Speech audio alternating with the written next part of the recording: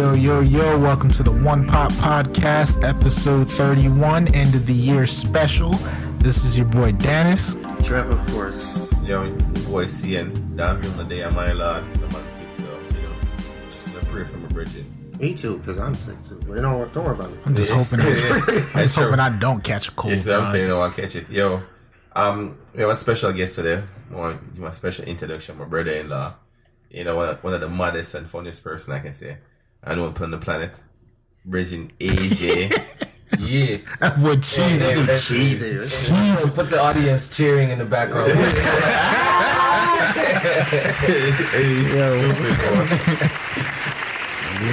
Yeah.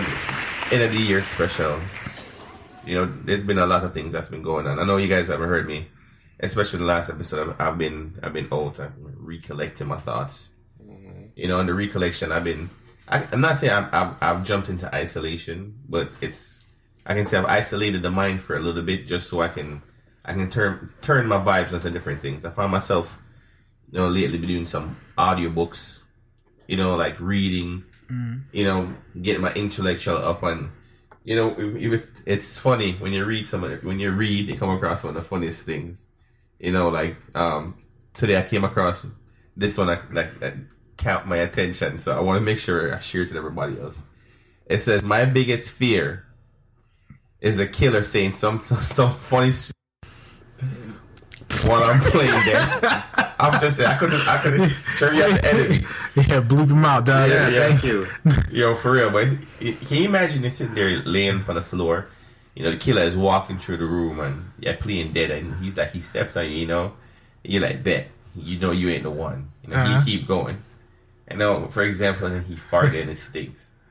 He just said, damn, dude. He said something stupid. Like I know I, for one, I'd probably start laughing. It wouldn't matter how scared I was. I'd be like, I start laughing, be like, yo, just do what you gotta do. The killer's gonna come in and say, Marco, you better Red Robin. Raindrop. Drop top. He caught me. But one of the funny things. Offset.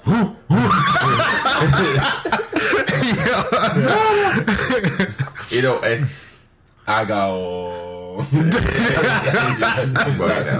No, but guys, I want to say timing is funny. One of the reasons why I think timing is funny. This week, I think we have some different. There's a variety of different things that's I can say that's brought to the forefront, especially based on the fact that it's the end of the year. I can say for me, end of the year, timing is everything, because you realize that there's a new year. People set goals, and I'm calling them next year goals, stuff like that, where little things that they feel like they want to accomplish or trying to accomplish. I found myself this week. I listened to the Kodak Black and Ebro interview. I'm not sure if any of you guys got a chance to. No, I saw the Breakfast Club one, but I didn't originally listen to what Ebro said. So what did he say? All right, so I'm not gonna say Ebro. To me, Ebro technically didn't do anything wrong, but I'm big on what you say, but how you say it. For example, if anybody who's ever been in the criminal system, you understand that while your case is being brought to the forefront, you don't want to be discussing your case.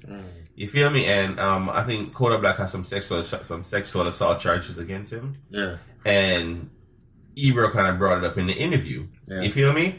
And it's like, while these charges are being brought against anybody, especially while it's a pending case. Pending situation. You think more than anything else, you'd be like, we can't talk about that. You feel what I'm saying? Right. Sometimes it's best you let people's situation, pass over first. And I'm going to use a 6ix9ine situation. 6ix9ine basically talked about his situation before it popped off. Mm-hmm. So it's not like the charges were brought up against him yet. You feel what I'm saying? Mm-hmm. But Kodak is basically, he's going through the situation and, he's going to bring it forefront. Now, we all know based on the media world, whenever anything has to get said, as journalists, I'm going to say, especially we be on a podcast here, if we're in information, we want to be able to discuss it freely. You feel me? And so I understand why Ebro felt like it was okay for for him to ask him about it. Well, based on the timing, you could have waited. And I want to say this.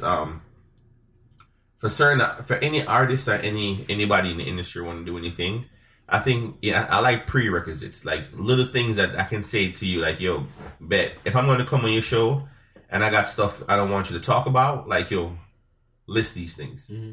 You feel me? But that's regular with when people going on a media run. Yeah, they have a list of things that are not to be talked about. Yeah, like when Janet was in Power 105 building, she has a list of questions. Breakfast Club was like, okay, we actually want to ask these questions, so you know what? We just take a picture of her and say, all right, yo, man, keep it pushing. You feel what I'm saying? Yeah. Like, cause I can't talk to you about these things, and I'm not sure how Hot 97, I mean, runs up there at Power 105. They run up there in New York, how they do their show. But I'm just saying it. So what Kodak basically did? Kodak got up and walked out. Oh. You feel me? What question did he? Ebro basically, because Ebro came on him was like, yo, I'm gonna keep it real. We don't really condone sexual assault around here. We don't like stuff like that. Mm-hmm. And right now you're going through some sexual assault charges, and we want to ask you some questions about it. So that should have been done before the mic came on. Yeah, before the mic came on. You feel what I'm saying? Yeah. So Kodak basically, and I'm gonna say this, Kodak handled him situation right. Because the average person would have probably got up and start cursing and be like, yo, I can't talk about that. Even with that, like, I would have got up and walked out too, because you're putting somebody in a position not only to say something incriminating, is it what I'm saying? You're bringing light to something that shouldn't even be talked about in the first place. In the moment. Yeah, like. So then it's funny how you said that, because now, I love how Florida rappers try to stick together. So, Trick Daddy jumped into it. And Trick Daddy was like, yo, he want all the smoke. You feel me?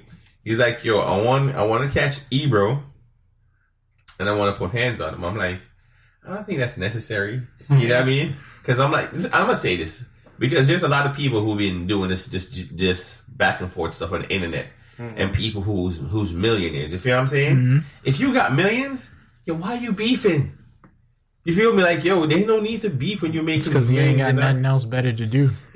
And then beef with somebody who got millions. So I'm gonna keep it real. Look, yo, if you're a millionaire and you got beef, I'm gonna challenge y'all to donate to my cause, dog. You feel what I'm saying? Like, yo, let's see who can outbid each other on my cause. You know what I mean? Let's start this donation. Started off at $1 million strong, dog. I got you on $5 million.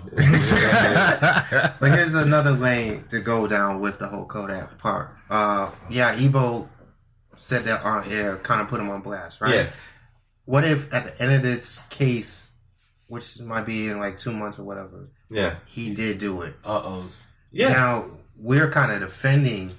No, sure. I'm happy you say that, because not to make it get misconstrued. I am not defending Kodak Black. I'm being understanding to somebody going through a situation. Yeah. Now, if Kodak Black at the end of this journey was guilty, that's something he has to deal with on his personal life. Yeah, you feel what I'm saying? But if you know that while you're on a pending charge, while the charge is in court right now, it's being processed, you know what I mean? These things are going on. Anything you can will be used against you in the court of law. Mm-hmm. You feel what I'm saying? Like the 6ix9ine what happened when you feel what I'm saying? They used that Breakfast Club interview. They did use it. They used it a lot. Oh, evidence. You feel what I'm saying? So Kodak did the right thing by getting up and walking away, and that's what I wanted to applaud him for, because Trevor, we're talking about a lot of these rappers, or especially the rapper from the South. I'm not going to say Kodak is gangster, who try to say, yo, I'm gangster in my own sense. You feel me? We saw when Birdman rolled up to the Breakfast Club, it was more like, yo, you know what I mean, put some respect on my name, but he had his boys out there, you're ready to do some things. You feel what I'm saying? And instead of opinions too. They're fighting over opinions. That's sad. Their opinions are heard by lots of people though, so there's that too. Yeah. But it's like, yo, come on and say, no, I ain't do this. Yeah. Like, put some respect on it. Yeah. Put some respect on it. I mean, I can say the Kodak and the Ebro thing kind of to me stretches off into the Drake and the Kanye thing. Mm-hmm. Oh, Like I'm gonna keep it real, and I'm gonna quote Snoop Dogg in this. Yo, I'm tired of Kanye and them tweets, bro. Yeah. You feel me? Like it's like I'm gonna say it's too much. The reason why it's too much for me because if It was literally too much. It was too much. It was well, literally- see, yo, in the grand scheme of it, go on, Dennis. Like, yeah, sorry to interrupt you, but like it's one of those things where you have to ask yourself why. And I know it's like this is a couple weeks old, but like the Sentinelese people like shooting the one dude, like they pulled Legolas on the one missionary dude that was trying to quote unquote save their souls. Yeah. I Okay. understand not everyone knows what is. Yeah, I'm over here like, what? Okay. So Pulled, you can say pulled the Robin Hood. Yeah. Trick shot. okay, if you don't know Lord of the Rings, all right, let's start giving off people. Legolas, Legolas. Hawkeye, There you go. Oliver Queen, who else? Robin Hood. Robin Hood. Just accurate. That new movie's coming out, by the way. Katniss Everdeen. Yo, Katniss Everdeen, like, granted, you know, people getting killed shouldn't be like a big thing. Like, it's sad. But It's when you do it like with perfection, with finesse, there's a certain like. I know I'm going off on a tangent right now, but there's a method. still. There's a method to this There's a madness. method. Like when I heard the story originally, and the last time we recorded, I was supposed to talk about it, and it completely slipped my mind because when I heard the story, it pissed me off. Because like you're sitting here, and these people are indigenous. Yeah. They don't associate with anybody on the outside. They keep to themselves.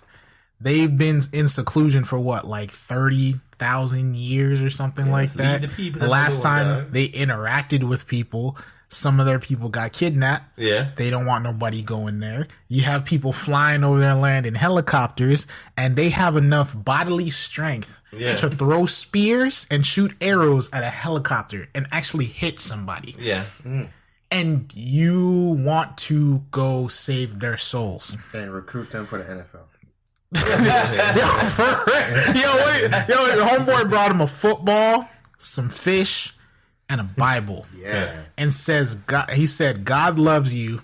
He wants to save you. Like, I applaud what he was doing. I understand what he was doing. He's doing what the word says. Yeah, first they told him not to go there. And you feel me? So like he pulls up on the beach with the football, throws the football over. They come over, they're looking at him like, yo, like, is this dude serious? That type of thing. Pulls out the Bible, has the fish on the ground. Some kid pulls out like a bow and shoots the Bible out of his hand. He said, yo, Like- your throw was weak. Yo, Here for it real. goes. Yeah. He's like, yo, Genesis chapter. Like, shoots the Bible out of his hand. And then like a range, like a distance. From a distance. Lord, this is Dog, a kid. Yo, he didn't hit him. He shot the Bible out of his hand. Bible, dude. He was like 10 years old. Come on. Like, yo, if I pulled up and like, let's say like you want to be like a good Samaritan to somebody that's on the side of the road and he's done with life or whatever, and you come over, you got like a bag of Chick-fil-A, you're like, yo, I got you a bag of Chick-fil-A, man. I just want to help out. And he throws a rock and slaps you in the hand with that. Leave him alone, dog. Go to the next freaking- You know, my dude was Don't trying to get even David pick up the versus bag. Goliath, Just dog. leave. David short. Like, you know, and then like he went out on the record and said, "Oh, like I know what I'm doing is God's work, and if I get killed doing it, you know, I have no regrets." Should have never said that. I Now- think definitely the power of the tongue. Yes, he And that power came to pass because he left this world. What? Yeah, they got him. He went back. They let him go the first time, and then he went back. Yeah. I understand persistence is a thing. Yeah, determination, boy. And determination is a thing. But that shot was a warning shot. Yeah, bro, by a 10-year-old from a distance, I he would have could- known. If he could shoot a Bible out of your hand, which is probably like what, 7 by 4 inches, something about that, from like, let's estimate it at a good like 10 yards. Shoot it completely out of your hand, not even hit you. It was a warning shot because he could have caught you in the face. Yo, I don't understand. The first warnings when they were firing at the helicopters. No, What see, other he word came do you over on a use? boat. They didn't want There to was somebody else. With someone else. Yeah, they were trying Years to. before. They was trying to record them, and one of them had took a spear, caught him right through the leg, dog. What? In the helicopter? In the helicopter. bro, these are an advanced species. Right here. I'm just saying. Yeah, that's why what Trevor said Yo, Tom was Brady's real. They're living trying to somewhere recruit him down for the here, dog. NFL and all that, dog. Like, What? Yeah. He's like, yo, if he could throw like that, yo, that's a touchdown pass, dog. Is it the same people from the Who Am I? That's what I was thinking, Jackie too. Chan movie. Those people I think are different. No. What? But they're Okay, kind of this similar. Like, think- Yeah, I but think can it's you back in remember the the 90s. footage at the end of the movie, right? Yeah, When yeah. they were sitting there trying to find like one of those villages that they could, film the movie at. They pulled up on a village and they was just Yeah, it's actually Like, they an just started island off the coast of unloading, dog. Indonesia. yeah. It's out there. Dog. No, I'm gonna it's- rewatch that movie now. no. that movie was I amazing. know exactly what Dennis was talking about because Yeah. I know the story. It's been a couple of times people try to reach him, and they did some craziness when they're like, look, they basically adopt the country, the people of island. Gave it the name and was like, we just don't go there. That's basically That's not my- That's Skull Island right there. yeah. Right, basically. Yeah. that's the whole summary of it. What's over there? The land looks beautiful. Yeah, just keep it. Just keep looking at it from Just here. keep looking at it. It's like, yo, look, we just named it. They live there. They don't have no government. Just boom. Yeah. It's like, how do you know they don't want to talk to people? Because the people that go over there don't come back. They, Come back. they eat those people. Yo, and they were saying like the dude's parents wanted charges pressed You against can't do them. that. You can't do that. Against who? Who is their government? I want to know how you plan out because they told him not to go there. He went there illegally. They don't have any government. You can't do that.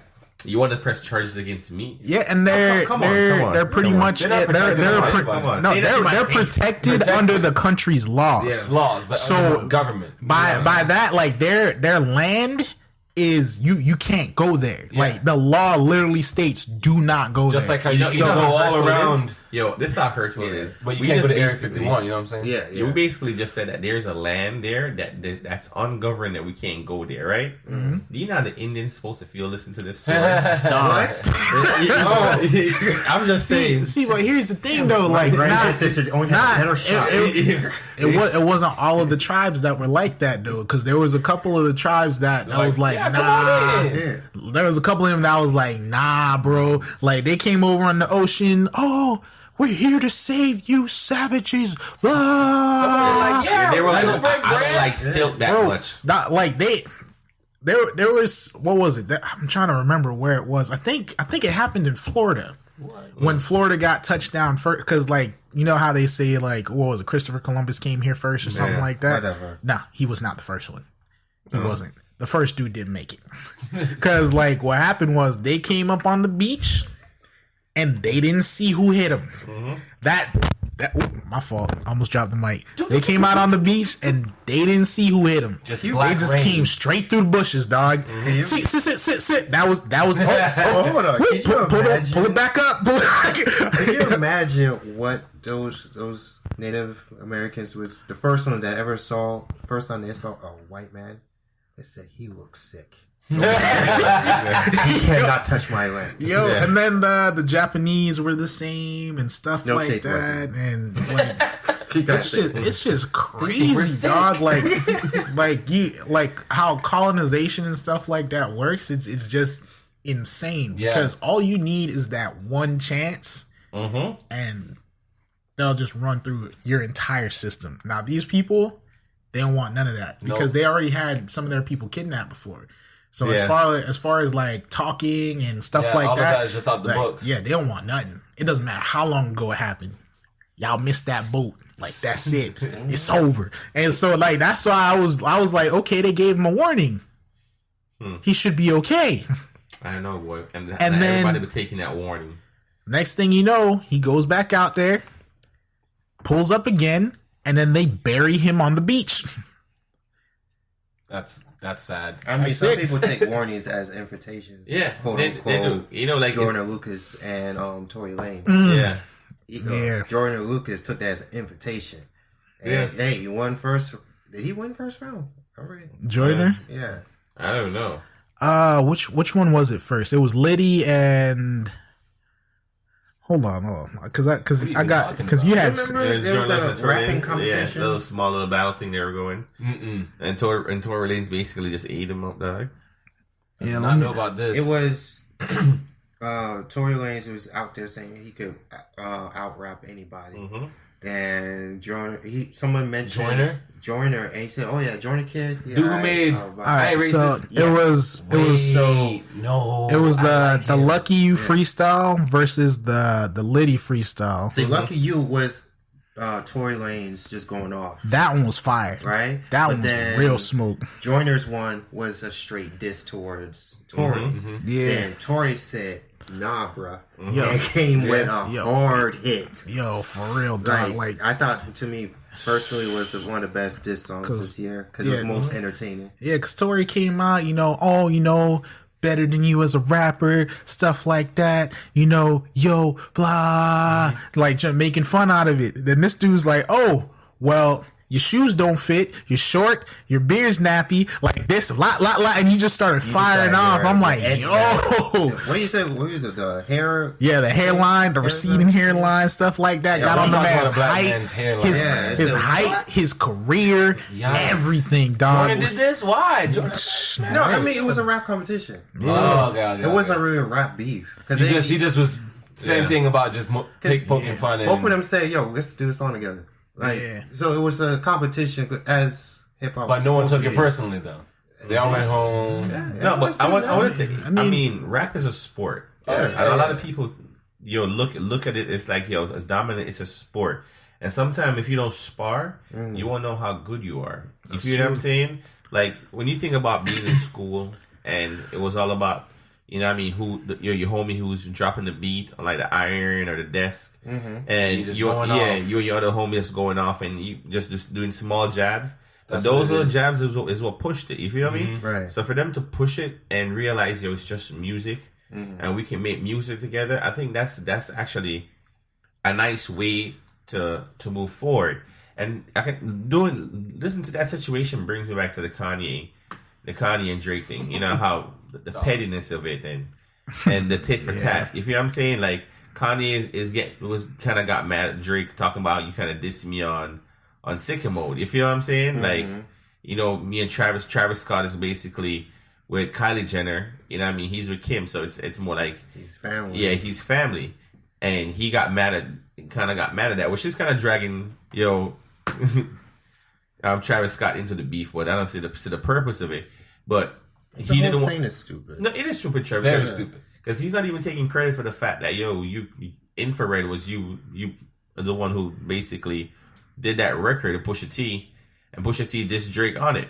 So it goes both ways.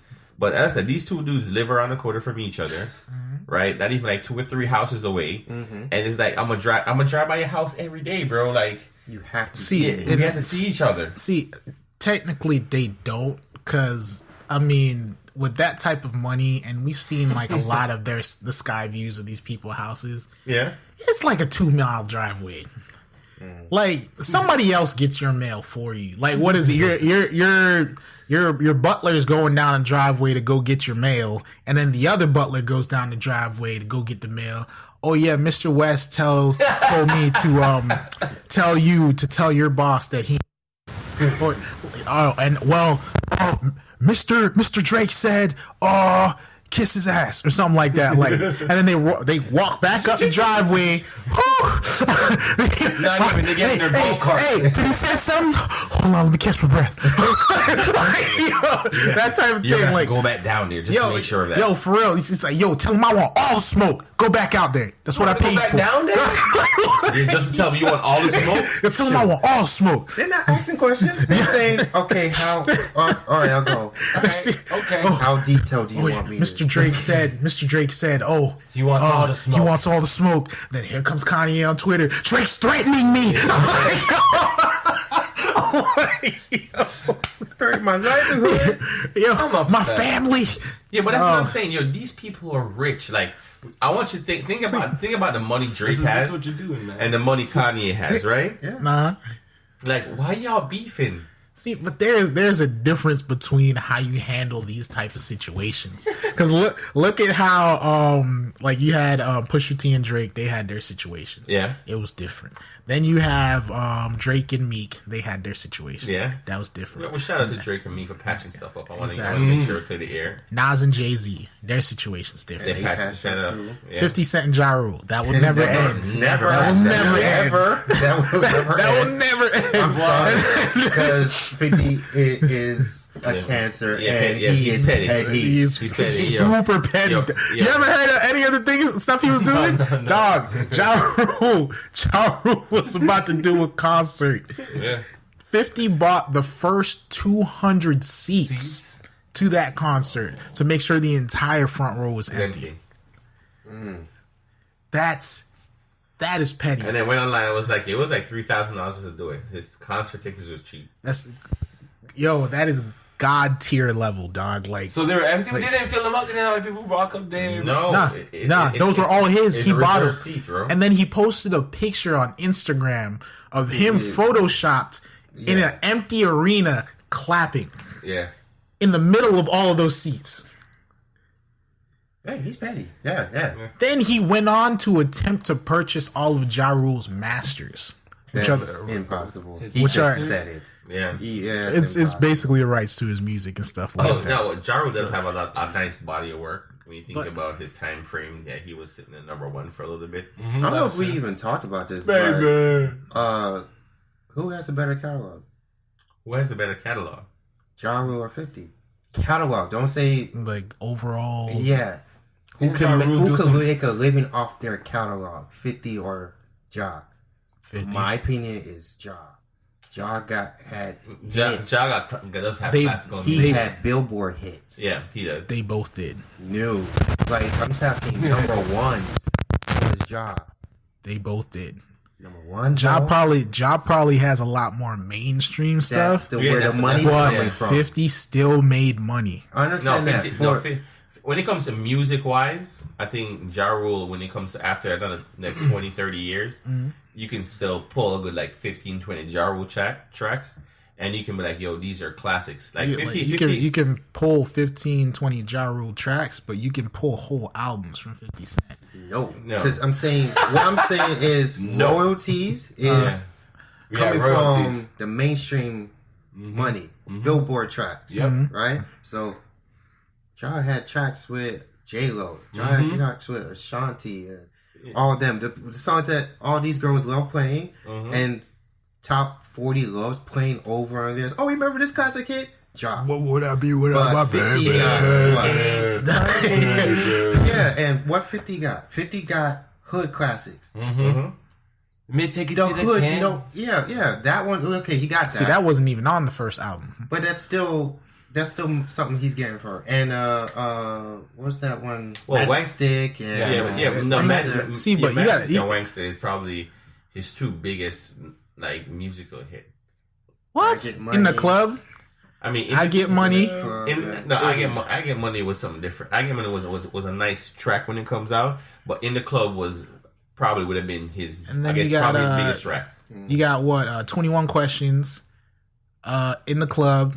You got Poppin' Them Things, Out of Control remix. Yeah, 50 has a lot of hits. He has a lot of music videos.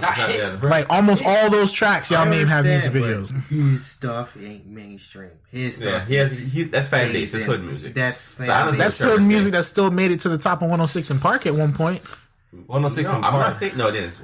I understand. That's mainstream. We're giving him his credit, but you forget credit at the time at 50s. At the time of 50's hype, 50 did have 50 actually. 50's two album, his first and second album, is what solidified him. But if you think about the time frame that Ja Rule went through, other than from his album to J-Lo's album to Ashanti's album, Ja Rule got other people's plate he's guaranteed to eat off. Like, if J-Lo goes on tour, Ja Rule can come out on stage. So does 50. He don't even have to do 50 that. Has extra plates, too. He was on Shady Aftermath. Listen, he collabed with Eminem. Yeah, he has the whole G Unit camp. Fan base. It's fan base things. Well, Yes, but then you have like he still has features with Game, even if they're not cool no more or whatever. Yeah, like they got features together. He has features with a lot of people as well. So like, we're in agreement. He has fans. Yeah, those fans don't buy or request his songs for a top 40. Music. I mean, he will get the one from You get the few tracks. What's his boy name again? Who that? Is it Jeremiah? Mm-hmm. Wait, it's on Jeremiah. That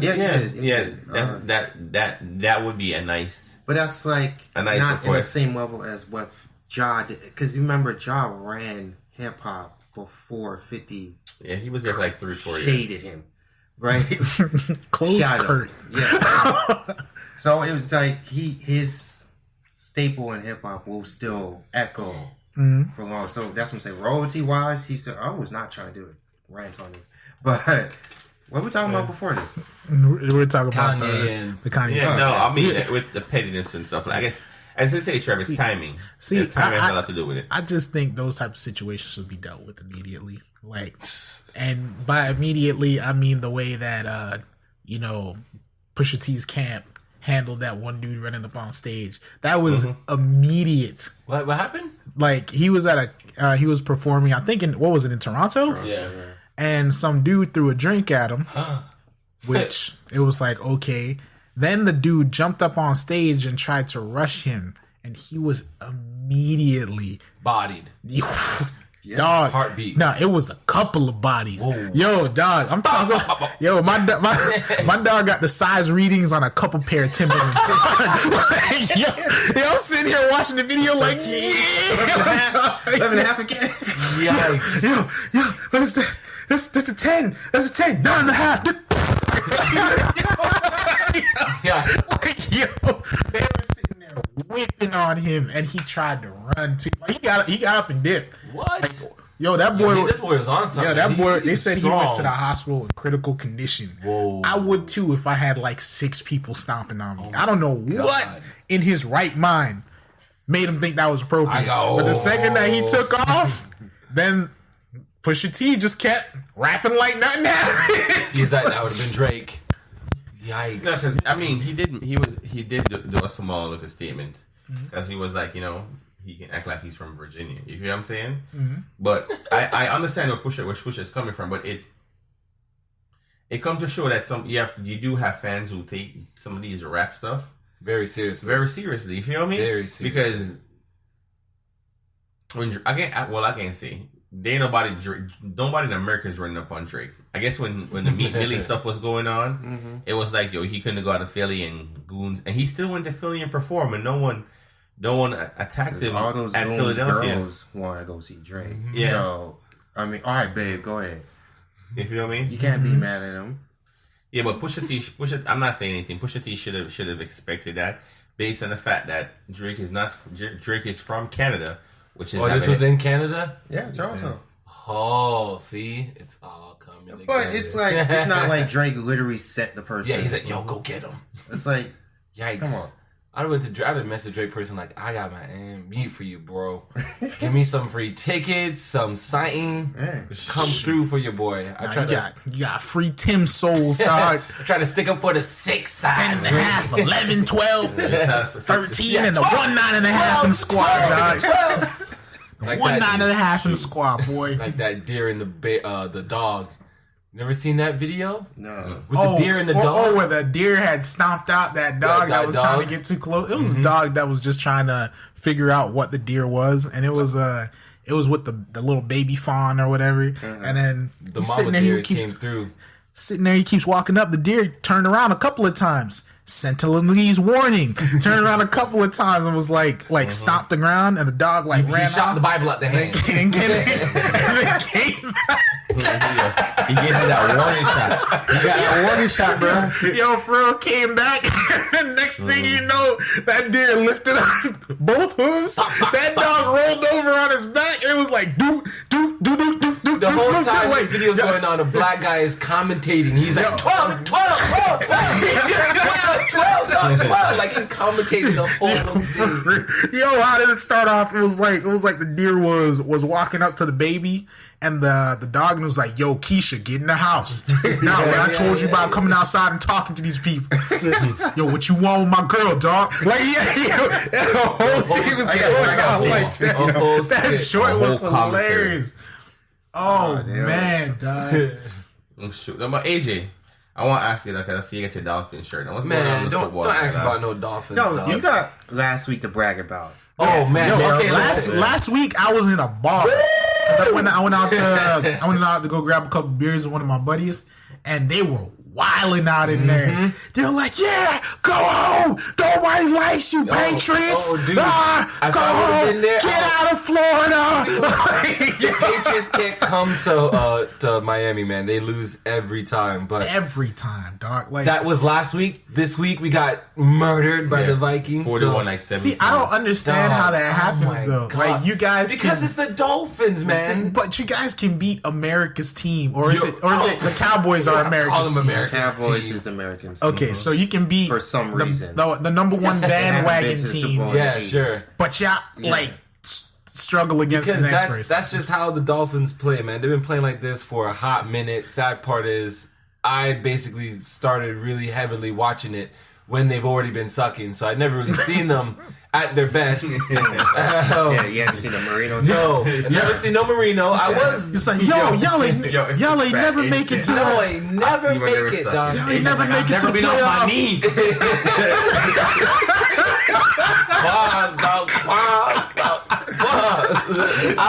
I've never stood up. I've been down here the whole time. Get up, Green Bay. Yo, rude. But that's That's a life of dude. no, dog. That's how it feels. Yo, dog. That's how it honestly feels. It's like, yo, y'all ain't never make it to the playoffs or nothing. No, wait, hold on now. Patriots, though. Hold on now, Schlick. Hold on now, Schlick. Hold on now, Schlick. Wild card. Wild card. Hey, Schlick. That's the playoffs. That's a wild card. No. That ain't the playoffs. That's the playoff, Schlick. Only 8 teams are allowed to get in. If you're one of the lucky 8, you could consider yourself good. Yo. That was weird. But no, this is bad. This is really Hold bad. on, Slick. Hold on, because listen, what was it? 2016. We went right. We went to the wild card. That year was the first year under Gase, and we lost Tannehill sadly. And that's the thing. Tannehill was always getting sacked. He was the most sacked quarterback for like the first 3 seasons, right? Oh, trust me, I used to hear that too. Yeah, bro, he was getting hit like hard, game after game after game. Like you're like, yo, is it ever gonna get up? Because I worked in the sports store at the time, That's and like true. I would always hear, it's like, man, I love my Dolphins, But Tannehill- that Ryan Tannehill, I can't stand him. Why don't they just trade him off already? And I was like, well, there's these certain things called contracts. No one's coming Not up. even that. We had Drew Brees, bro. Remember that? We could have had Drew Brees. Imagine that competition. That was between Dante Brees.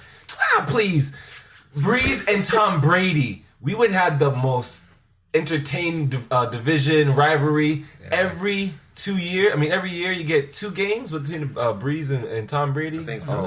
Yeah. Oh, dude, that would have. Oh man, that would have really propelled the Dolphins to a whole another level. But those are non-existent. Don't lose faith. You'll get up one day. Oh, one of these Sports, days. I heard Yeah. LA was doing good too. Which one? what? The Rams? No, Oh, not Lakers? Lakers.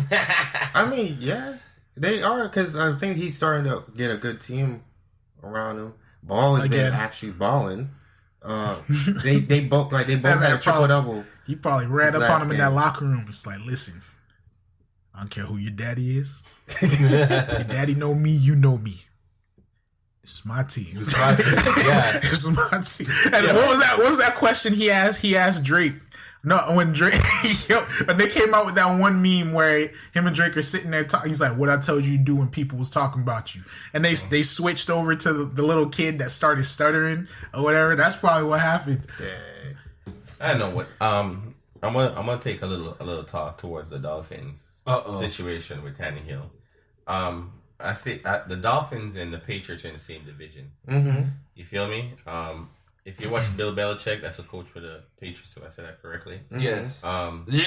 He spends a lot of time. I hate them, bro. They are disgusting. No. But I want to say this. As a gamer, I mean, we're all gamers here. Yeah.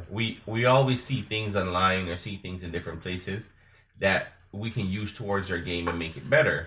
I mean, for example, I'm gonna use Red Dead Redemption. Yeah. I mean, when it first came out, everybody was Wild talking West about Grand Theft Auto. Wild West Grand Theft Auto. You don't have it? Oh, nah, baby. No, what you're holding now? When in the beginning of the game, you can basically stop playing and go find the legendary white horse After chapter 2. Then it's after chapter 2. Actually, as soon as you get to chapter 2. So you're in the spot, but you can't get it until after the chapter. Yeah, because you got to do some stuff first, and then they move you over to another area. I remember. Then you can get it, right? So when you see these things, everybody going to share it. For the Dolphins, who's in the same division as the Patriots, and watching the Patriots build a nice offensive line around Tom Brady, Tom Brady's like the least sacked quarterback. Not true.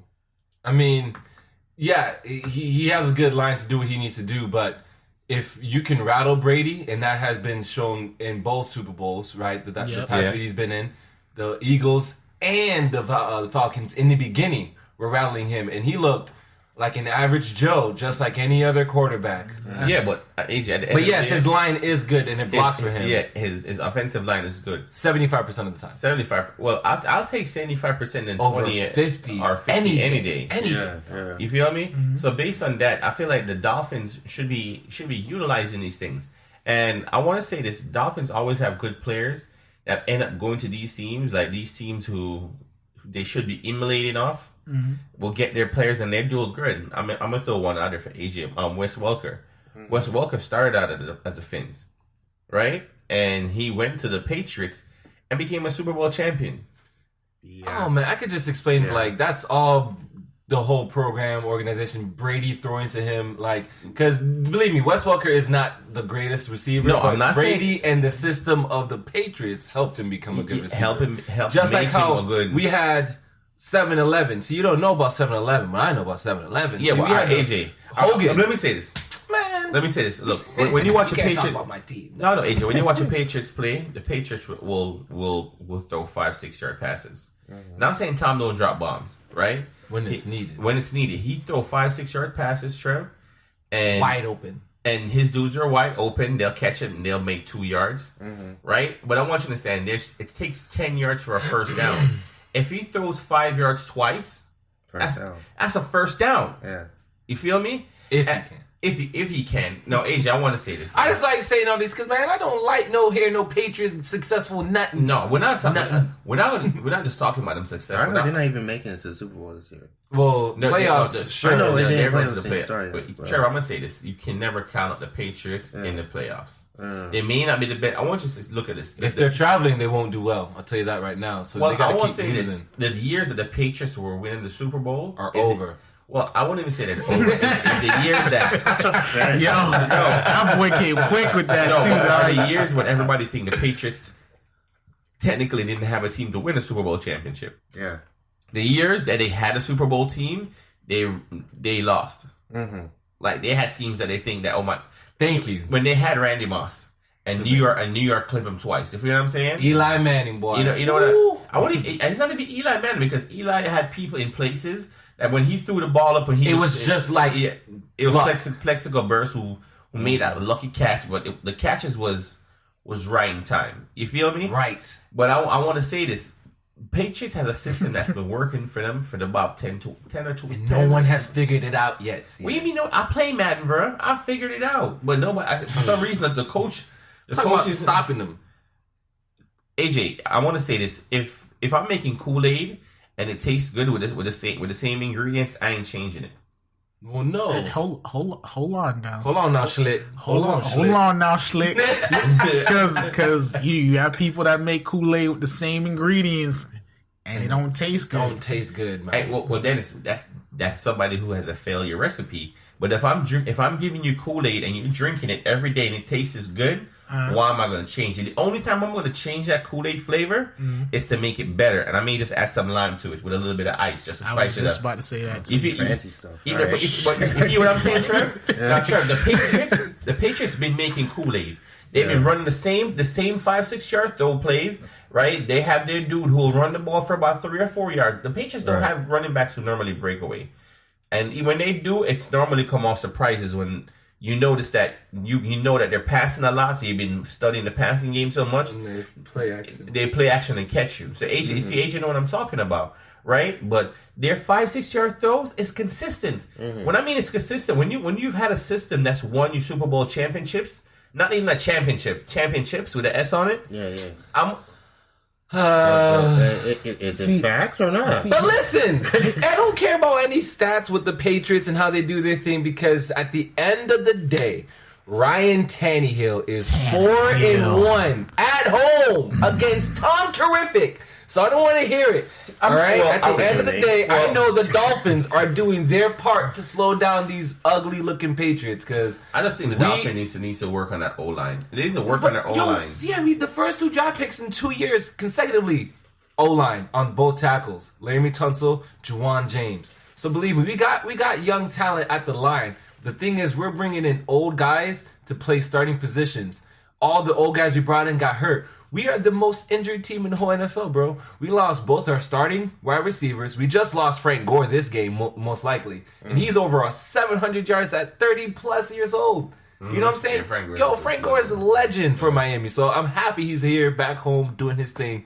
But he might be gone for the rest of the season. Luckily, we got backups, but we got injuries left, right, and center. If we still had the healthy team that we had back when we were going 3-0, it would be a much different season at this point in time. Because there's close games that we lost just because of injuries that have happened in the game and changes that we just can't come back from. So I want you to ask you this, AJ. That boy know his stuff. Dude, I've been watching my team, man. AJ, so what do you think improvement the Dolphins going to need to get better on this year? For next year, because that's after this loss, the playoff hopes are done. All the teams we needed to lose won, most likely. So we are done for the year. I think us not drafting a quarterback last draft hurt us. We need to draft a quarterback this draft. Maybe to replace Tannehill?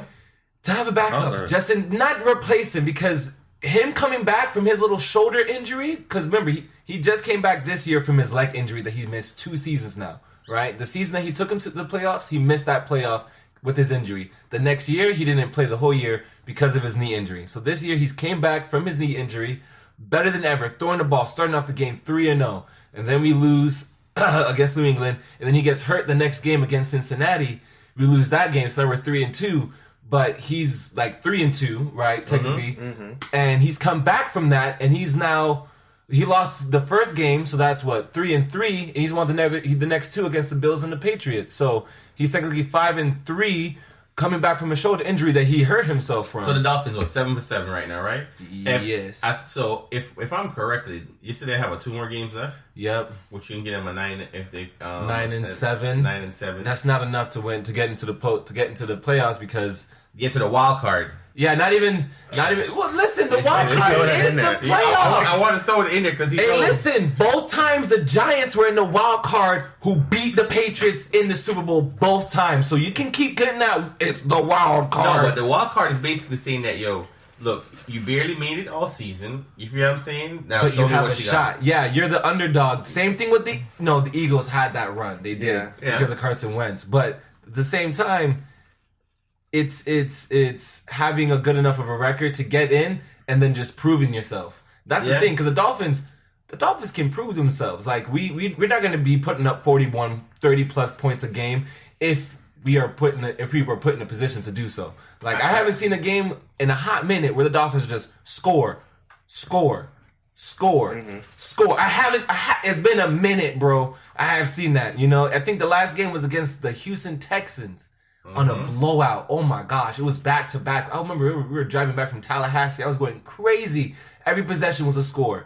We haven't been that way in a minute. So there's just a lot to talk about with me and my Dolphins, man. I can't. I can't. There's so much to do, so much work that we need to do. I mean, I think they do need some work. Big time work. Need a quarterback. We need to get another offensive lineman because all our linemen that we've drafted, I feel like isn't even playing. They're not even on backups. Like we got injuries at linemen, but the people we drafted years ago are still not in positions to play. So it's like, why did we draft him in the first place?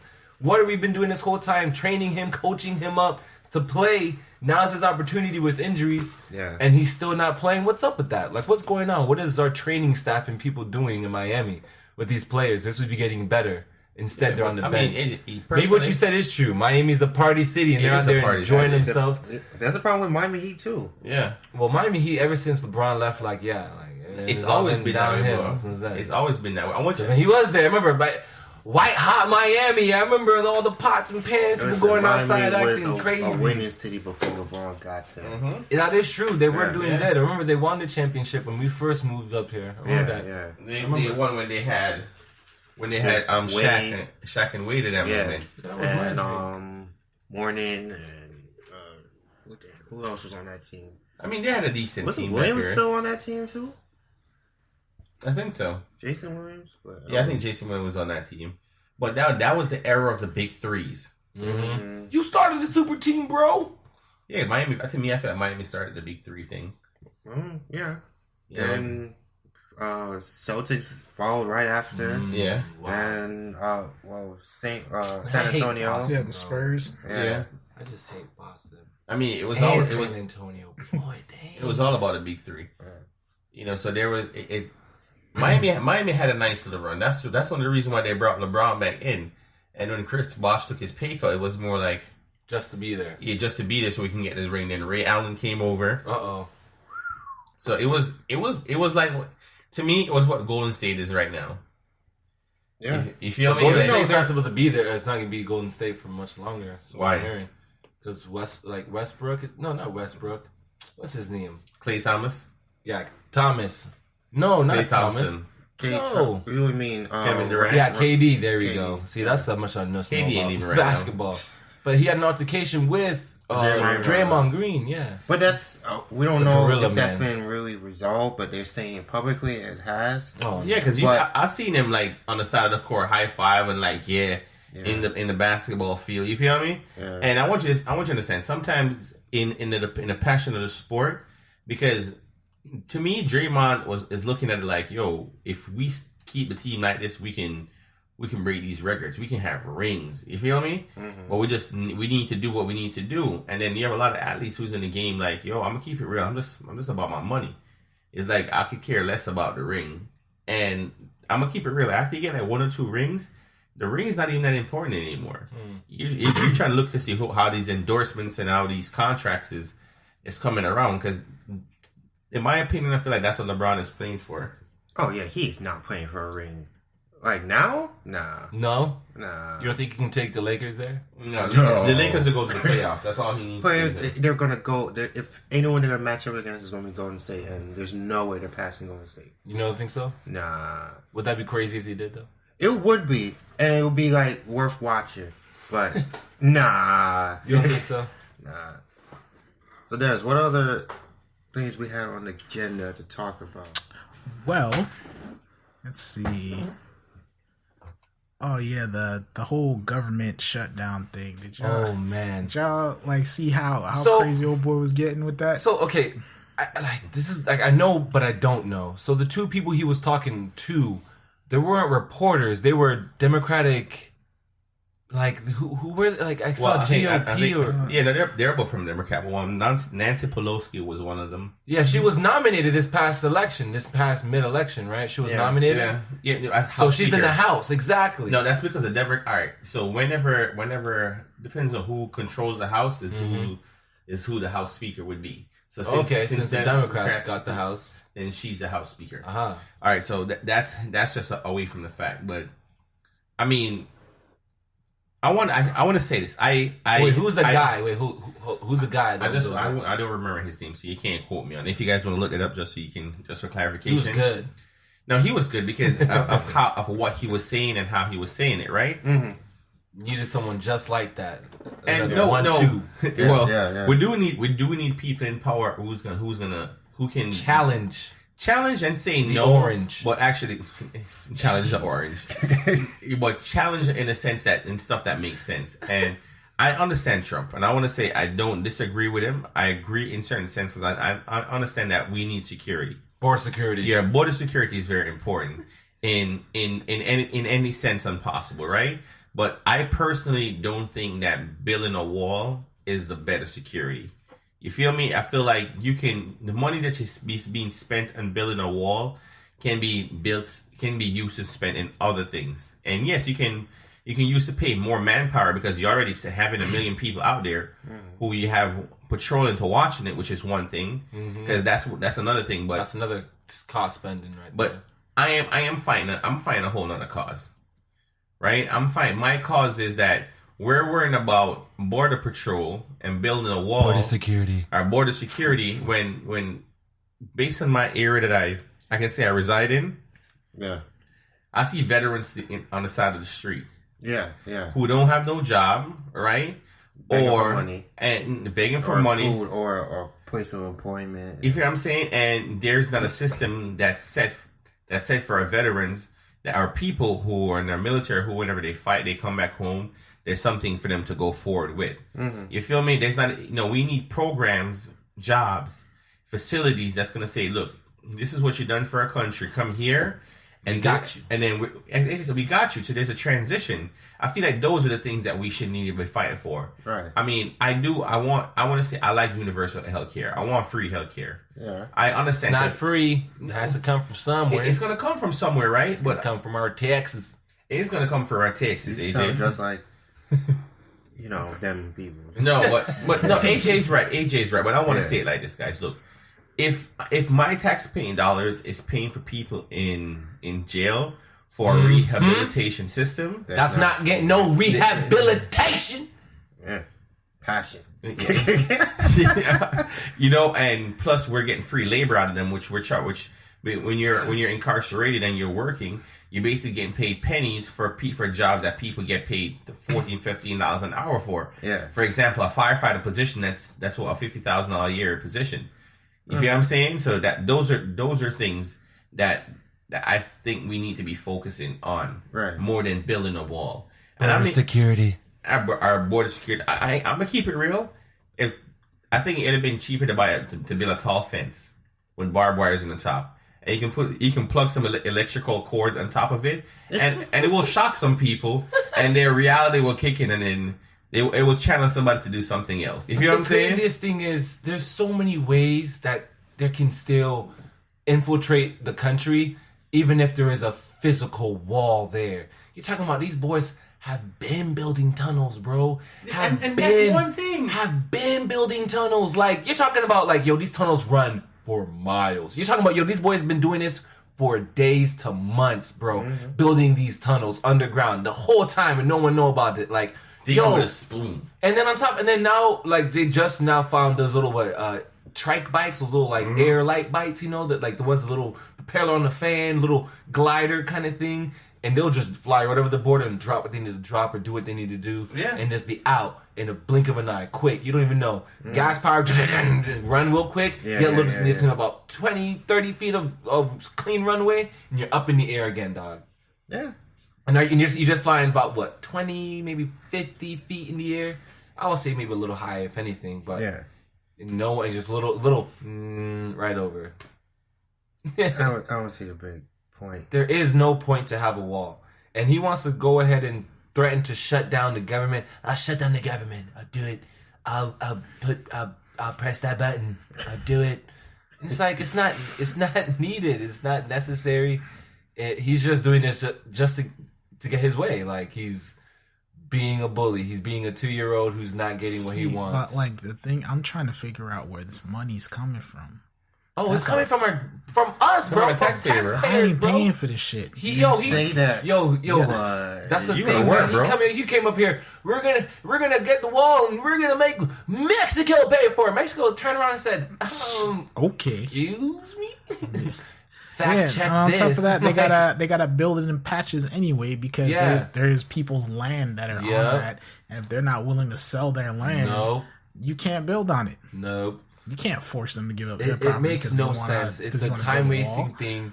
This is something that he promised for his election, and he's just doing everything in his power to go through with it. But it's not necessary. It's not needed. No, I mean, you don't need no physical wall. I'm not saying it's not needed. As I said, I do understand the urge of security. Like, security is important because I can say, for example, my in-laws got cameras on their house. They want to make sure their property is safe. Mm-hmm. So you're going to want to do what you think you need to do to take these measures. You feel what I'm saying? But based on that, there's ways you can go about it. Mm-hmm. I felt like there could be cheaper ways to I wouldn't say to keep this border security thing going, than sit here and get $5 billion just to build a wall. Mm-hmm. And as Dennis said, you really can't build a whole wall because pieces of the wall goes through people's property. Mm-hmm. You feel what I'm saying? Mm-hmm. So it's not even like, yo, you can build there. It's like you can build up to there. So there's going to be cracks and... Like, that makes no sense. Right through the crack. No, but I want to say this. What do you think is going to happen to those people's property that they didn't build a wall on? You're forcing all the illegal immigrants right to that crack. Like, here, look. You feel me? So there's another doorway. Yeah, and now people who never had nobody running in their property or trying to run through their homes is gonna be coming through them. So it's like you're pointing an arrow right to them, like, yo, go here. Right. So they're different. There's so many different things, and now we're talking about. He says if he doesn't get the wall, there's gonna be a government shutdown, and I want to give credit for Trump based on him shutting the government down, because every time there's a government shutdown, somebody has to get blamed for it. Right? So at least he's going to take credit this time for saying he's the one that done something. So I wanted to say congratulations, first and foremost, for saying, I'm the one who's causing the issue. You feel me? Taking some ownership for it. But two, it's not necessary. I can say I'm happy that based on my line of work, then if the government does shut down, I'll still get paid. Jeez. No, I'm keeping it real because that's really who gets affected. If the government shut down, Trump says he's a billionaire. You think it hurts his pocket if the government shut down? Mm-hmm. Is if the government shut down and it's the week before, right? Wait, yo, weird. Open it back up again. I'm gonna need you to shut that down on Monday, sir. I'm trying to figure out Friday. what this government shutdown thing, like, what does that mean for us? If the government shuts down, like, certain federal positions, Dennis, basically can't go to work, so they get the day off. No work without pay, sir. Everyone goes home. No work without pay. Yeah. Remember the last time they did this? They were like in there for hours, bro, into the night, just like trying to figure things out. Like, last time that happened, ripping the hair at their head. Like, what is going on? Let's come to an agreement. It's like, yo, for real. It's like, then why do we vote? You know what I'm saying? Then why do we vote? I had ordered this pizza and then you shut down the government. Yeah. Yo, what's up? Pizza man show, but like, look. My check's supposed to be coming in right now. Government shut down. No pizza. It's like, yo, what happened to that extra large cheese? Sorry. Same place my money went. Yep. It's gone, bro. Yo, but on a positive note, you guys know I've been preaching for this for quite some time now. Bojo. Yo, Bojo's here. Bojo's home. Spoke to some of Bojo's family members. You know Bojo family member? Yes. I know. Jamaica's a very small country. Very, very small country. No, Bojo daughter. So, good friends of hers. And it was AJ. It was nice to hear from the families and nice to hear Bojo's voice. Bojo sounded in very. You talked to Bojo? No, I did not talk to Bojo. I've heard his voice while talking to his family members. AJ. Stop trying to suck my sore stride. Like, man, let me hold on to my sword. We're about to call someone up. Yeah. Say, hey. Well, no, I think and I say this, guy. I don't want to make any promises. No, I don't want to make any promises. Hopefully, sometime next year, that he will be. Not saying he's not ready. It's just that based on if you're away from your family for about 10 years. Oh yeah, your family. Yeah, you feel what I'm saying? Give me some time. And I think his first live performance was supposed to be in Bahamas. I don't know if it got canceled yet. No, well, I'm happy you said, Trev. His first official performance is going to be in Jamaica. Yeah, it's not. He wants it in Jamaica. Uh-huh. He feels like his people need to get him first.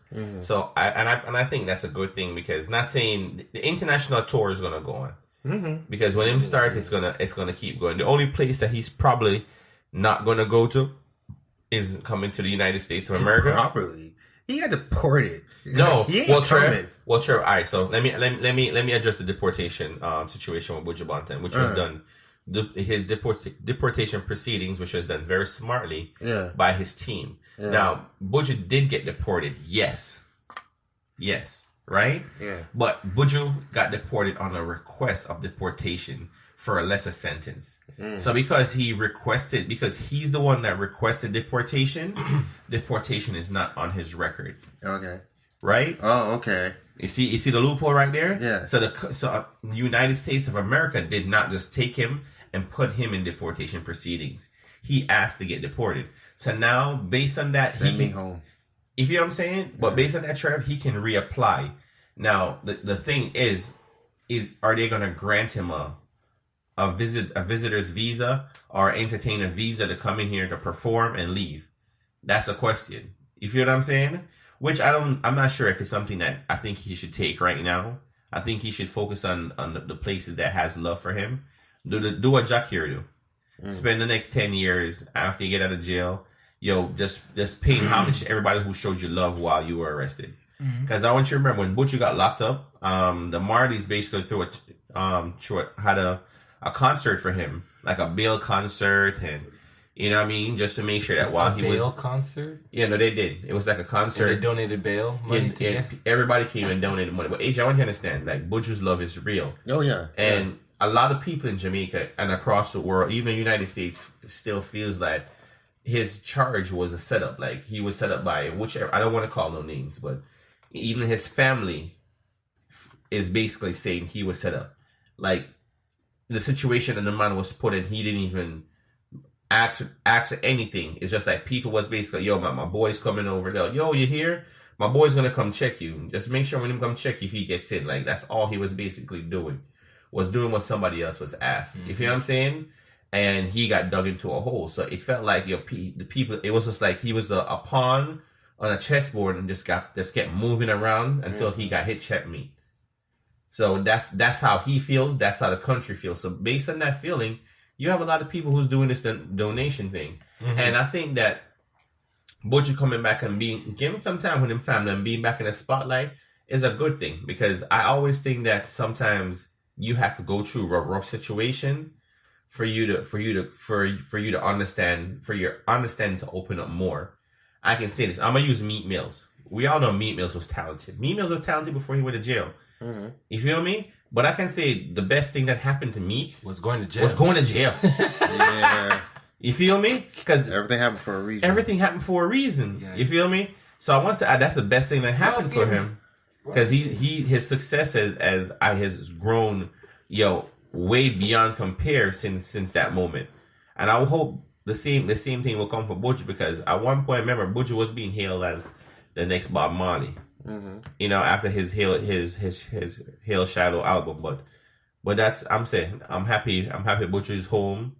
I'm happy he's with him family. It just to show that not everybody who's in the system is technically guilty. Yeah. There are innocent people in there. We know that, yeah.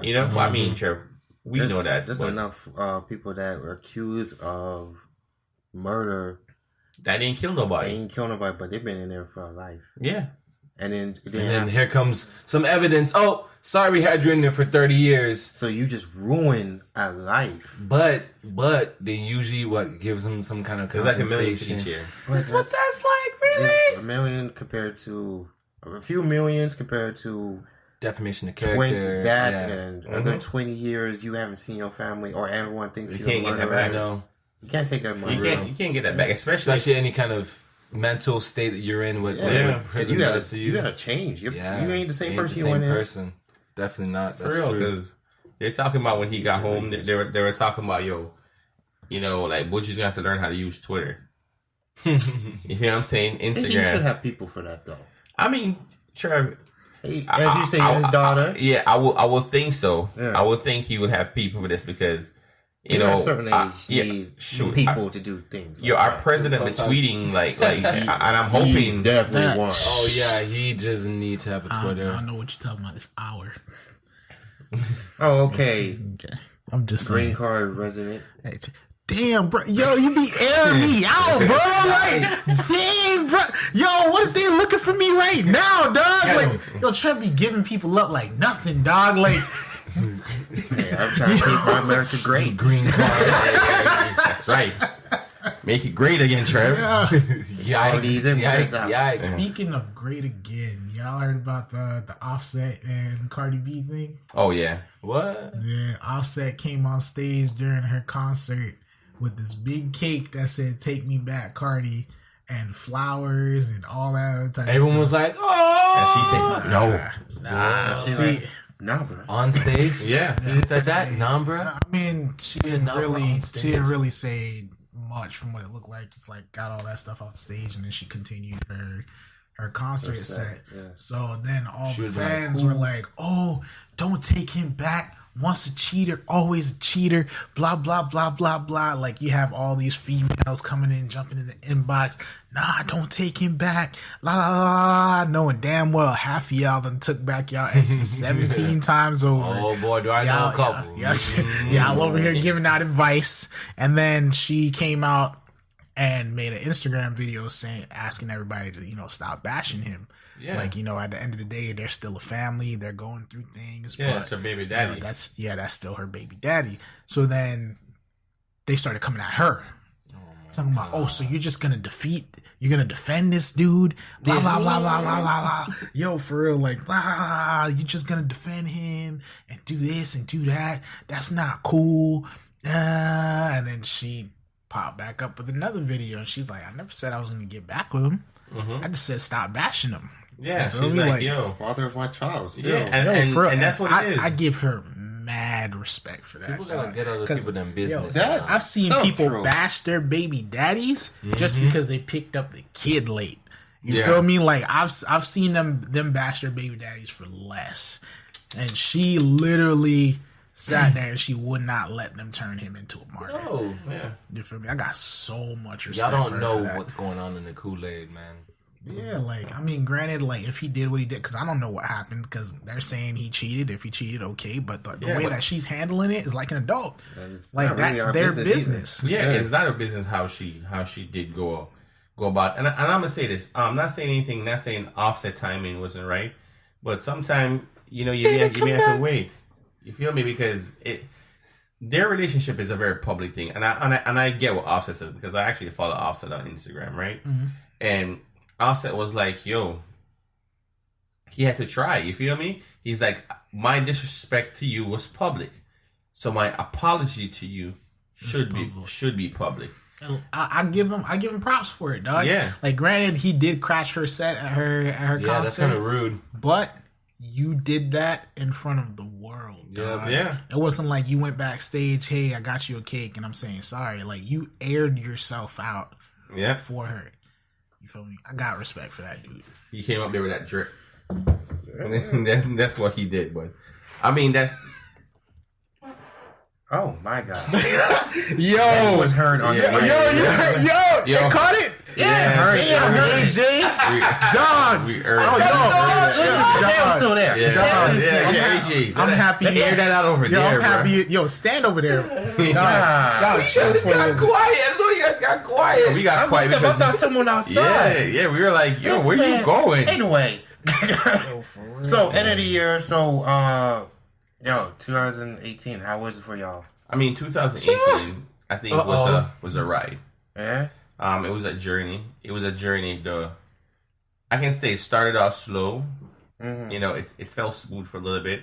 And they got fast out of nowhere, month after month. Like, At wait, some what happened? points, Yeah. it got rocky. Yeah. You know what I mean? And then it got bumpy for a little bit. Then we got to the end, and I can say the end started to smooth it out. But it's I can say it's a build up. It's a build up where the climax is gonna feel good at the end. You know, we're getting to the end of the year. There's a lot of things that we're gonna be celebrating this year. New endeavors.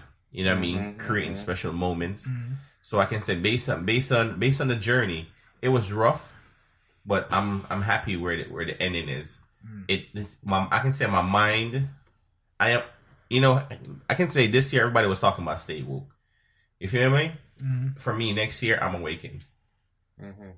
You know what I mean? And I'm gonna stay awakened, and I'm just gonna keep pushing harder. That's the whole motivation. Sometimes, man. No, I mean, I guess you're dead. You sleep when you're dead. Dog. You're dead. I just take naps. You feel me?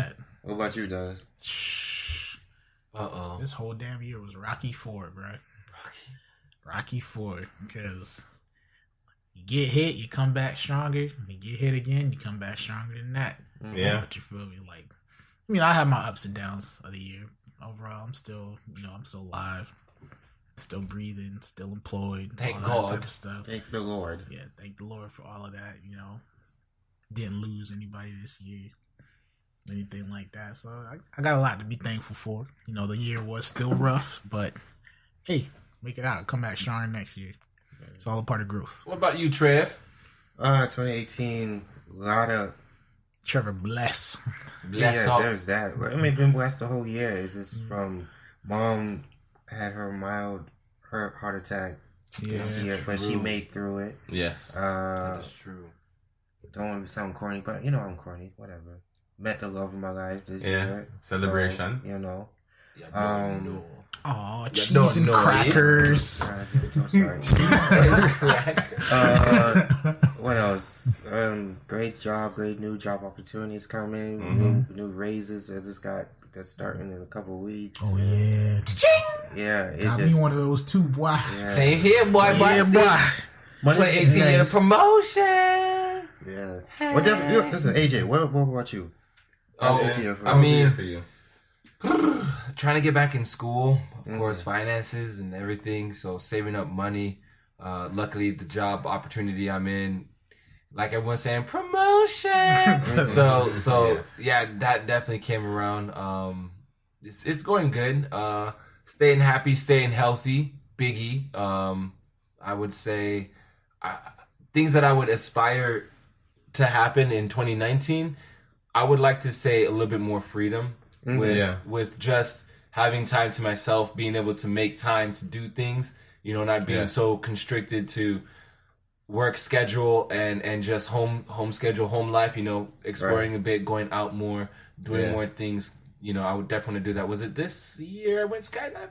No, that was last year. It was last year. I didn't even know you did that. Well, what? You didn't know? Man, I saw pictures actually. That was amazing. I just blinked that out. I was like, he did that ways ago. It was February. Yep, 2017. That was amazing. That was so much fun. Never. it's an experience. The hot air balloon is as good as it gets, yo. It's an experience. I'm being serious. When you're up in the air and you just look down and you see all just earth and you're just falling, you're like, it's getting closer. Yeah. That sounds wonderful. Wait, hold on. At death like you're here. Hold on. I'm going to the clouds right now. I can't see nothing. But that's the craziest part. Like, you're in the clouds. You can't see a thing, but you just know. Did you touch the cloud, AJ? Huh? My hands are out. Yeah, you're touching the clouds. Yeah. But you go right through it. Yes. Yeah. It's the mist. Yeah, like I got some like water mists and stuff, but that was just about it. It was fun though. But yeah, doing more, wanting to go out more. Definitely a goal in 2019. Like mine is move in silence.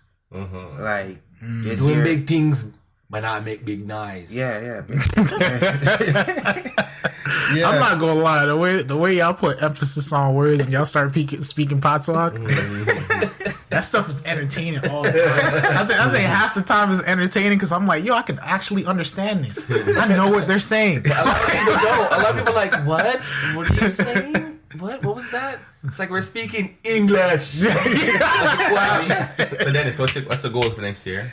Well, biggest goal for next year. I mean, let's see if I could. What? Nothing.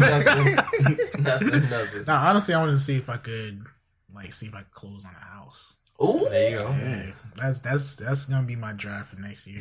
No new rent. No new. Oh, for real. So that's pretty much that. Renew your lease? No thing. Yeah. I mean, because once you calculate numbers and stuff like that, it makes more sense to get a house. It does. Freedom. you have more flexibility, like with everything you can have at your house. You know what I'm saying? The yard and everything. It's just more personal with the house versus dog and all that. New dog and all that. I mean, You got a puppy? Nah. I said I'll get one. Oh yeah, I'll get me a woofy dog. There you go. But yeah, that's pretty much like my major goal. Travel more because Oh yeah, you need to get out of Florida. because I haven't left Florida. Actually, no, I left in January. I did. Yeah, I went to South Carolina in January, but other than that, I haven't left Florida all year. You feel me? So I want to like not just travel to another state. I want to like leave the country. You feel me? I went to Europe this year. I'm how stupid. Yeah, I went to Europe this year. I'm stupid. Dennis, I'm gonna say this on the podcast right now. Get your passport ready. You don't have a passport? Right. Nah. Get it ready. What? I never needed it. What? Bro, Yeah, the man said he ain't thing leave the goes country, sideways. though. Huh? the man said No, he leave the country. I mean, but half of the You time, gotta leave the country. half of the time when I ask, I'm like, yo, like, man, according to my green card status, all I have to do is while out. They'll force me to leave. Zombie apocalypse breaks. They're like, nah, out. bro, go home. Here You good. in Florida, man. But like every time I ask about the passport thing, they're like, yo, just go to Walgreens and get yourself a picture. I'm like, okay, and then what? You go back to the DMV and you fill out your passport card. Okay, so it's at the DMV. No. Wait. It's at the Then court. where is it? Hold on, guys. Hold on. I say that because that's where you go to get stuff done. It's a court, circuit courts. AJ, everybody have a different path to travel based on their situation. Now, It's a circuit court. No, so the path that Dennis has to travel on is not the same path you had to travel on. Yeah, So you're it's a- Oh, you're because a he's illegal. I'm not illegal, bro. You see, disclaimer. Yo, He is I'm not trying- illegal. yeah, We don't know any illegals. Yeah, we don't know nobody like that. AJ. I'm trying to get away from that path. Let's trying to get away from that path. Yo, but I mean, Emigración. yo, I'm gonna say this. From Shout out to the illegals. Shout out to the illegals. Y'all been doing it, boy. Hey, man, they make the country. That's right. Yo, Bro, they they run make the it country. grow. Y'all Y'all need need it right. Yeah. Y'all don't even pay taxes, bro. I applaud y'all. Yeah, y'all got fruits and vegetables, so y'all know it's real. Y'all like, I got somewhere to be over that border. Let's see if you know the proper procedure. Could you please explain it? I mean, there's a channel, Trev. Yeah. There's a channel. I mean, I said based on what he was told to go to Walgreens or CVS and get a picture, that is the first opening step. You have to go to your native branch, get your application. The application has to be What is filled out native right. branch? Say what the country. Yeah, the he's embassy of the from. country The that you're embassy from. of his country Oh, from. okay, AJ, okay. you're killing me with this. I'm just saying. I was know what no native branch no, was. There's a reason why I don't want to say anything. It's a personal endeavor that Dennis will have to go on himself. You feel what I'm saying? He would have to go to his native branch, and it's a very tricky thing because how the native branch work? Yes, you can mail in your application, but if you mail in your application is filled out incorrectly, all they do is just rip it up, and they'll call you and let you know you have to get yourself a new application and fill it out and pay the mail And the again. applications cost bread, And they do cost bread, so you're. But it's a sacrifice Yes. that you have to take. And I want to say this: I don't choose to mail it in because I prefer for you to go to your native branch because it's free if you go there and you fill out the application. It's wrong. They'll tell you, look, they'll check mark what you did wrong, give you a new one, and fill it out. You can fix it there instead of you waiting 3-4 weeks to find out that something that you mailed in is incorrectly. So that's the part that I hate more than anything else. But those are the steps that you will have to take, and if you want, there's always rush delivery, where you're expediting your process. So instead of it taking 6 to 8 weeks, it could take 2 to 3 weeks. So there's just different things for anybody who's out there who can take. But that brings me towards my goal for the 2019 is to never take my eyes off the prize. We all got prizes in our life or things in our life that we're trying to attain, that we're striving towards. My goal is to keep my eyes on it, not to take it off of it, and not to sacrifice my morals and values to get it the right way. That leads me to the positive thought for anybody who's, who had a tough year, who's ready for next year, is like keep pushing. You feel what I'm saying? The boulder won't move if you stop pushing. One Pot Podcast. Whoa. We still got time, sir. No, I want to just wrap it up then, Trev. Are you ready? Yes. But wait, say AJ, send your shout outs. Thank you Yes, for being please. a guest. Yo, for real. Hey, a long time I watch a podcast. Yeah, AJ's in the pocket. They're listening to us. AJ's an original listener. Yeah, man. I've been giving y'all feedback like, y'all. No one could hear me.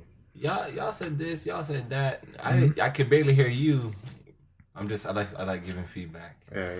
You can barely hear me. I'm just saying, I think it was you earlier. No, it was you I'm about to earlier. Yeah, it was you, Trevor. You barely hear me? Yeah, I know I'm talking to Shout out to our our other dedicated listeners too, because like, granted, we started this journey this year. Yes, and new endeavors. We didn't know how it was gonna pop off at first, but like the amount of views that we have, like listens and stuff like that we have, incredible. Like it's incredible. Like our highest video, last time I checked, has 41,000 plays. Yes.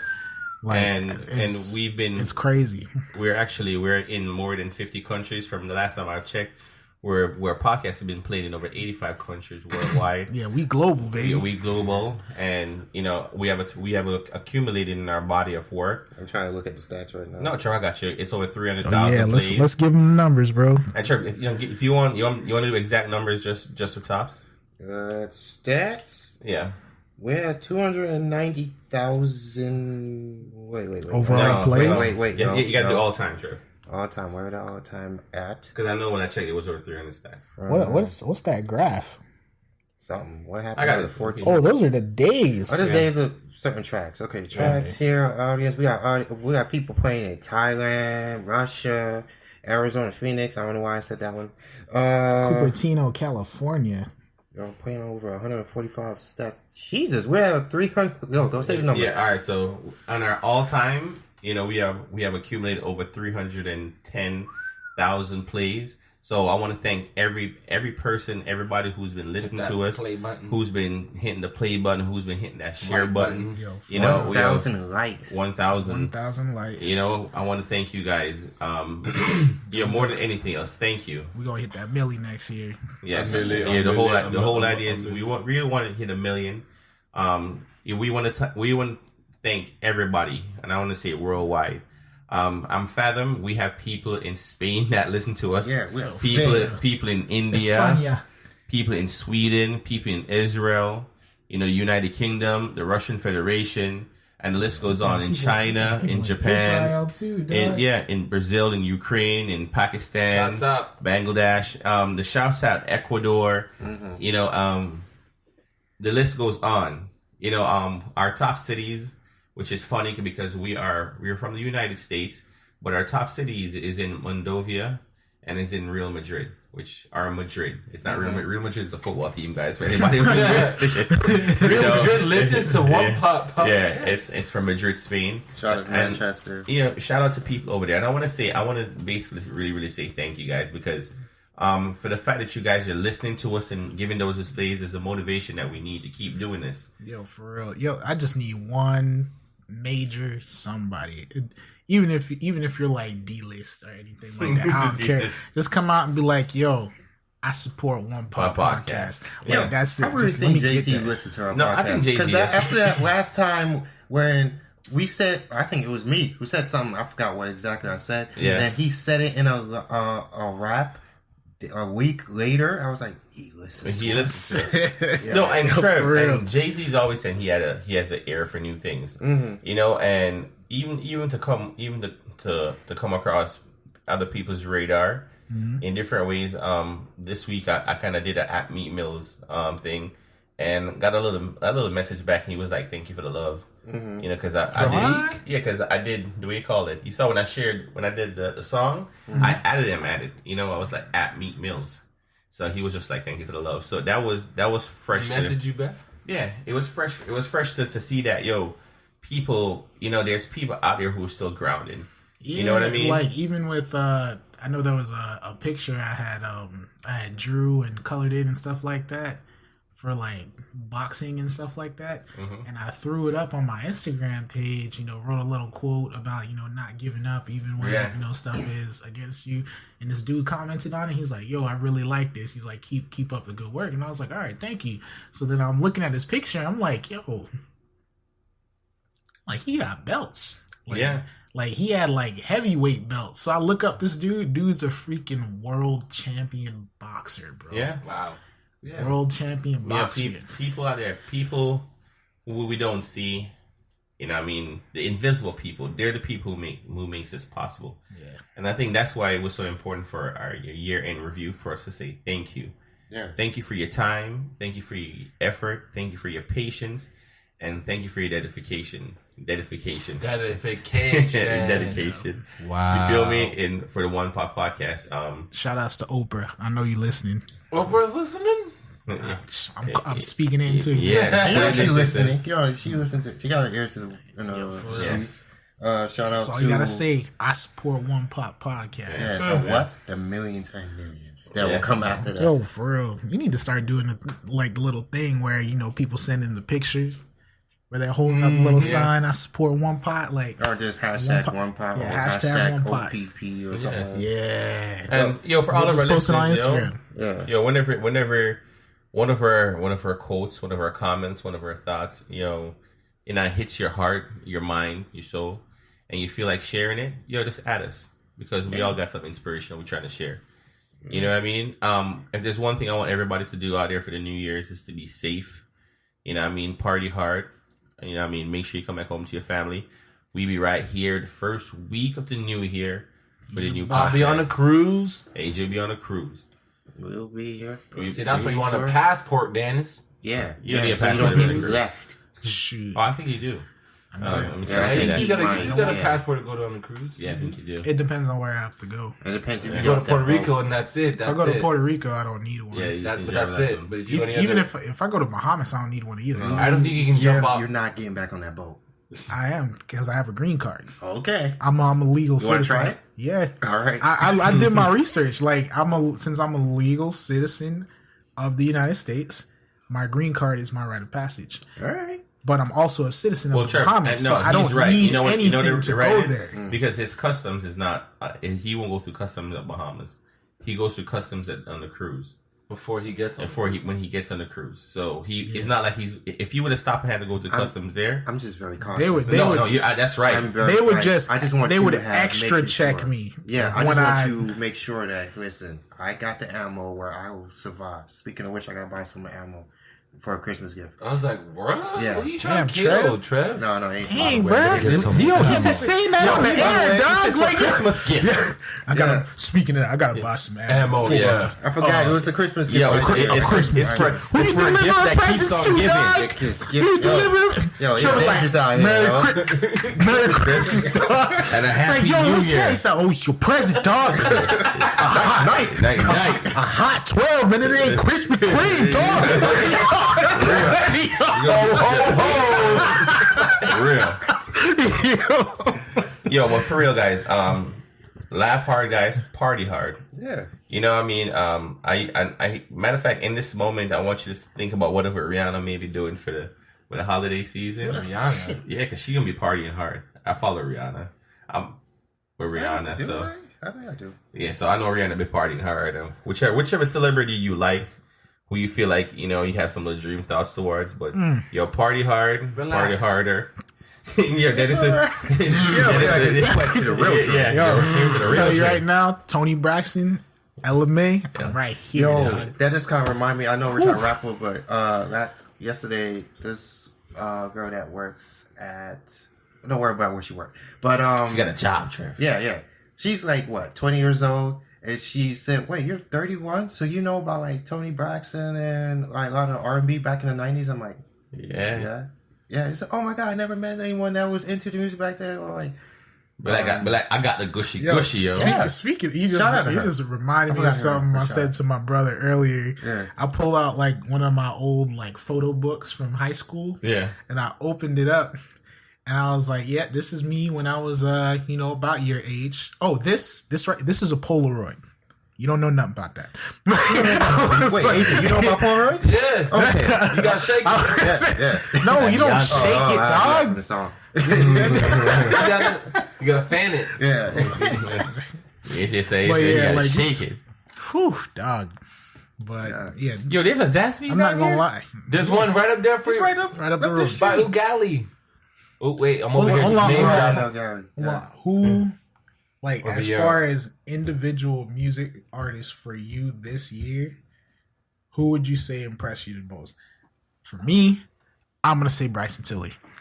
I'm a this diehard year? Bryson Tiller fan. Yeah, like all of the stuff that I listened to that was Bryson Tiller this year was phenomenal. And then second place, I'd run up LMA. Yeah. Right after that. I would say LMA was the most impressive for me this year. LMA and Cardi B. After that too, but yeah, Cardi B was a good one for me. AJ, what do you think? I don't even know. I'm trying to think. I listen to everyone. I mean, I don't really think about what's new, special, fresh, something that wasn't here last year that is here now. Or can it just be music that I found? Music you found. That I found and interest me for this year? Yeah. Sugar, I don't even really know. I mean, to be honest, I wasn't a big Meek Mill fan until this album. Like this album, and I was like, yo. I agree with you on that. I was like, yo, Meek kind of slap. Yeah, Meek did slap with this kind album. of slap.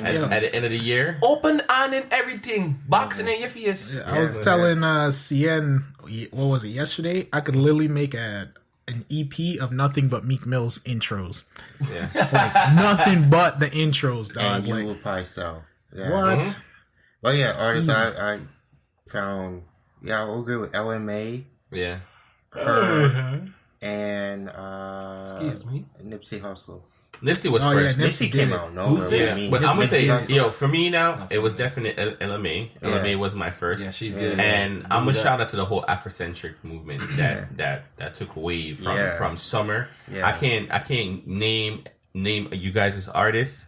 You know what I mean? The one song when the girl was said she want her baby father, RBA whatever. That's what she Childish said. Gambino too. Yeah, Childish Gambino was He had a good. good Gambino year. did. this He had a year. good year.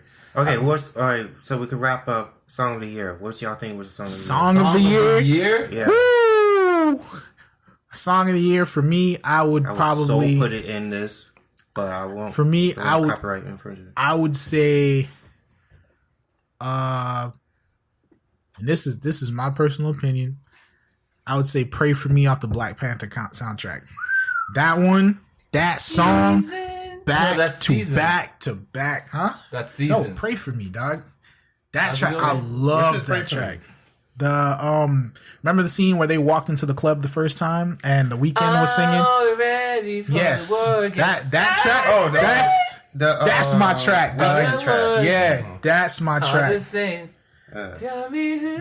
No. Don't save me from myself. Yeah, No, you like that one? What? Trevor, go on, Trevor, go That on. was my favorite track on that If whole I thing. can think of one from that album, it would be how does it go again?